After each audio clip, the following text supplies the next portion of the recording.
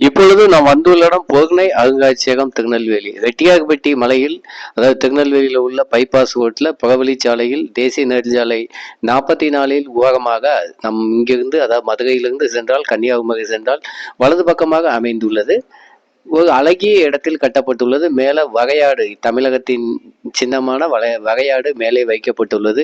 இந்த அருங்காட்சியகத்தில் நீங்க பாத்தீங்கன்னா, அதாவது ஆதிச்சநல்லூர், சிவகலை மற்றும் கொற்கையிலிருந்து எடுக்கப்பட்ட ஏராளமான பொருட்கள் வைக்கப்பட்டுள்ளன.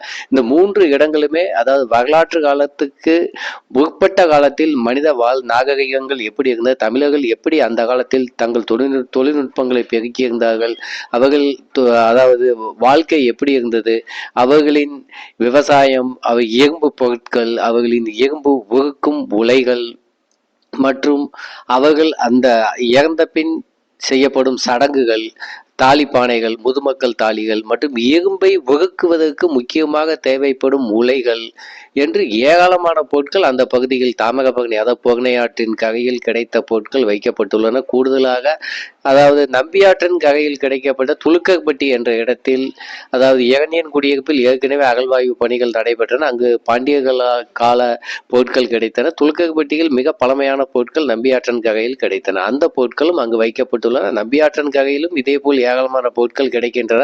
ஆனால் எங்கும் அகழ்வாய்வு பணிகள் மேற்கொள்ளப்படவில்லை. ஏராளமான இடங்களில் பொருட்கள் அழிந்து போய்விட்டன. முக்கியமாக ராஜாக்கள் மங்கலம் வாகைக்குளம் பகுதியில் உள்ள பொத்தை பகுதியில் ஏற்கனவே தோண்டிய ரயில்வே தண்டவாளத்தில் ஏராளமானவற்றை கொட்டிவிட்டார்கள். முன்பு 1980களில் அகல ரயில் பாதை போடப்பட்ட பொழுது.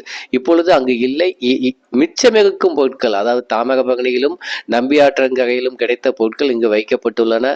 அதே போன்று ஏராளமான இடங்களில் எதிர்காலத்தில் அகழ்வாய்வு பணிகளும் மேற்கொள்ளப்பட வேண்டும் என்பது இங்குள்ள மக்களின் கோரிக்கையாக இருக்கின்றது.